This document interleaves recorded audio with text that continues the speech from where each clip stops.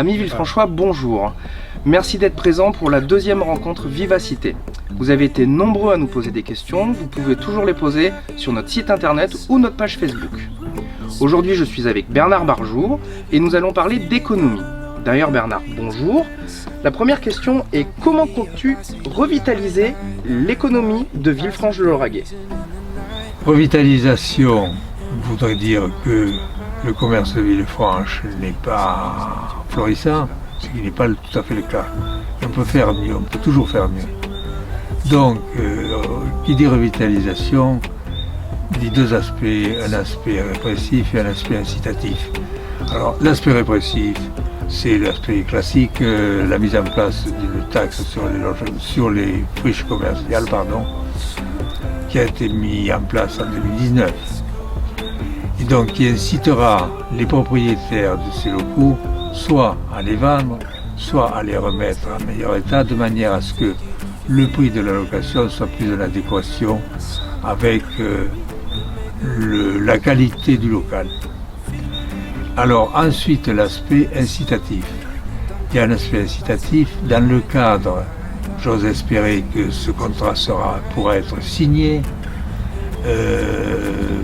de la candidature de Villefranche-de-Lauragais au contrat régional relatif à la revitalisation des centres-bourgs. Et dans ce cadre-là, il y a tout un axe de travail concernant l'aide au commerce local. Je parle du commerce, le petit commerce local. Alors, au commerce, soit commerçants déjà en place pour peut-être acheter des matériels, etc., dont ils auraient besoin et qu'ils ne peuvent pas financer éventuellement, soit alors pour l'implantation de nouveaux commerces justement dans ces locaux vacants. Donc je crois que cette revitalisation passe par la région d'abord, puisque c'est elle qui est économiquement la plus compétente et qui a la qualification. Mais il ne faut pas oublier qu'il y a un financement tripartite. Région, département et n'oublions pas le territoire du pays lauragais qui a la compétence lui-même économique, dont les trois réunis doivent apporter la solution au problème.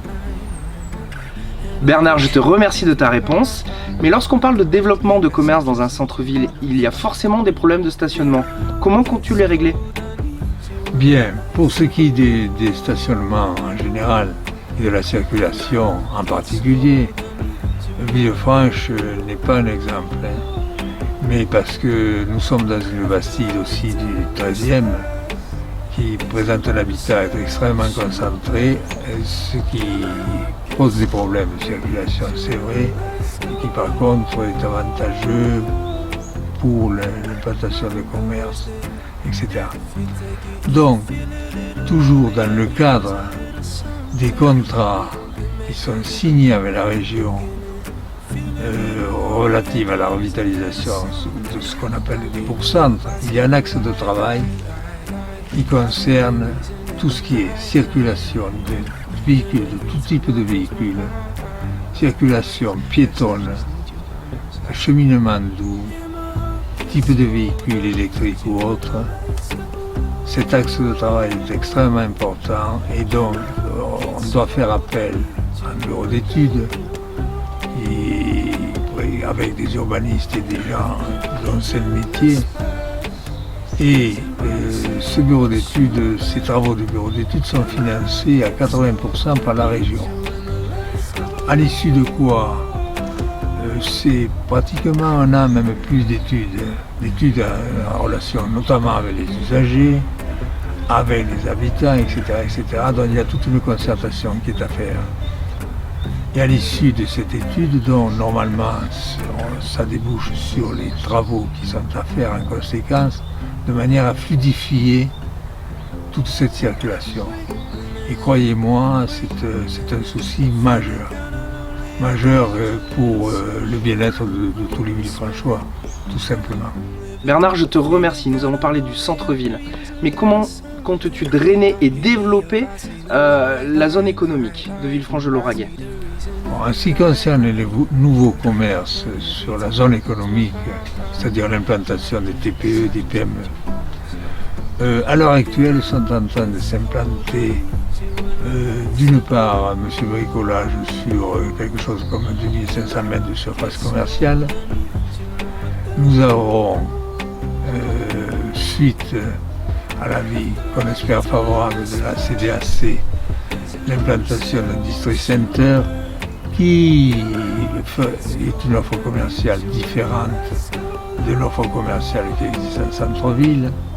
Il faut savoir que pour ce type d'activité, qui est un peu hard discount hors alimentaire, à l'heure actuelle, l'évasion commerciale est de l'ordre de 70%.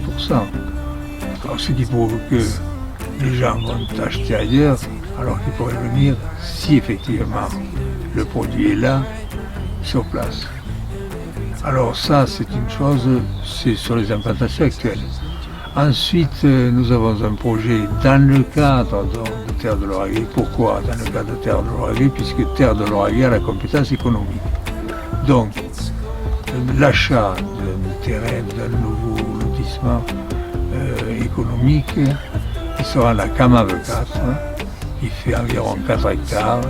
On est en train de finaliser cet achat. Et je dois dire que l'ensemble de ce lotissement est déjà prévendu avant de l'avoir acheté. Mais, notre souci, c'est que là, nous aurons terminé toute la partie économique, nous n'aurons plus de terrain. Pourquoi? Parce que nous avons un plan de prévention des risques d'inondation qui fait que, étant donné qu'il y a des aléas forts, toute construction serait interdite. Mais il y a quand même sur toute cette zone 30 hectares, environ même plus, qui sont dans le PPRI justement.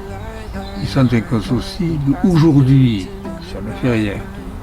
Et donc il faudra se poser la question en relation avec Terre de l'Oraguet, bien évidemment, qui est notre partenaire privilégié, en l'occurrence, de voir ou de revoir le schéma d'assainissement et le schéma des eaux pluviales de manière à peut-être trouver une solution extrêmement importante.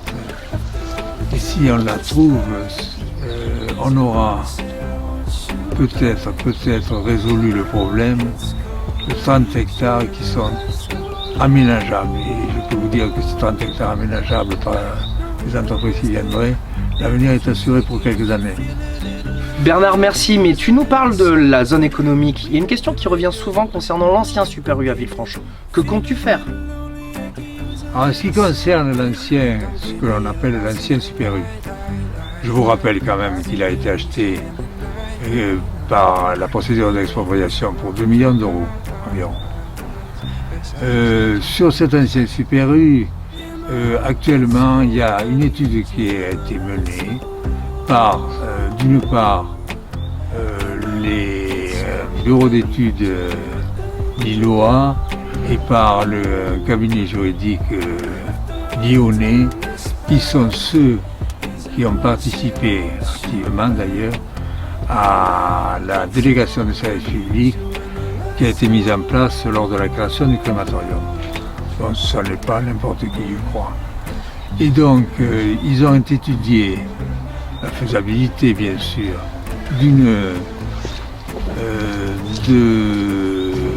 destruction d'abord de l'ancien Super U, ça il faut tout démolir, et la création d'une part un centre culturel, deuxièmement d'une médiathèque, troisièmement d'une maison des associations, pour vous donner une idée de ceux qui reviendraient donc à la collectivité. Et ensuite donc, sous la base d'une gestion privée, bien évidemment, il construirait sur du R+1, R+2 une résidence senior qui serait privée. Donc cette étude a été menée. Pour le moment, il semblerait que l'aménageur en question n'aurait pas la rentabilité suffisante, mais cette étude peut être menée de la même manière sous une orientation un peu différente. Mais je pense que nous aboutirons de toute façon à un résultat positif et qui plus est, qui ne coûtera rien à la ville et pour lequel la ville ne va pas s'endetter. Donc je suis très très confiant sur l'orientation de cet ancien site commercial. Merci Bernard. Donc si j'ai bien compris, vous allez redynamiser le centre-ville, vous avez développé la zone économique de Villefranche-de-Lauragais.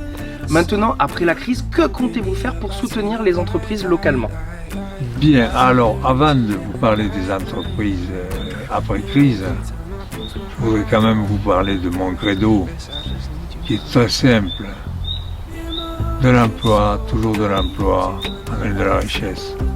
C'est anti-keynésien, je sais, mais je tenais à le rappeler quand même, parce que ça ne correspond pas certainement au credo d'autres candidats, n'est-ce pas? Alors, pour ce qui est des entreprises, qu'est-ce qu'il faut? Il faut maintenir de l'emploi d'abord, qu'elles ne soient pas en redressement judiciaire, et maintenir leur emploi.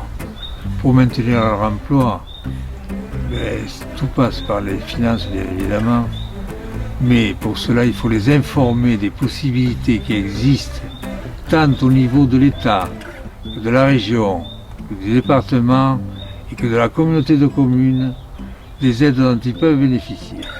Ça, c'est déjà un point essentiel parce que très souvent, vous avez une entreprise qui est spécialisée dans la plomberie ou autre chose, qui administrativement ou financièrement, elle n'est pas obligée d'être une grande spécialiste, n'est-ce pas? Une fois que toutes ces voies sont épuisées, à ce moment-là, la commune peut intervenir économiquement sous formes diverses et variées, des fonds de concours, etc. Et comment également communiquer, avoir, nous, mairie, la connaissance de ces difficultés, peut-être dans les entreprises, par l'intermédiaire de l'association des commerçants, artisans et entrepreneurs locaux, qui, fort heureusement, a retrouvé et a été créé en 2020 et n'existait plus depuis 2 ans. Donc c'est un relais essentiel avec tout ce milieu économique. Donc je suis assez confiant, je ne vous cache pas, sur la pérennité et la conservation de toute cette économie, de tout ce commerce, de toutes ces entreprises sur le pays du Lauragais.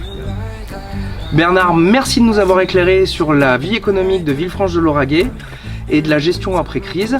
Quant à vous, je vous donne rendez-vous pour la 3e rencontre Vivacité. Bonne journée.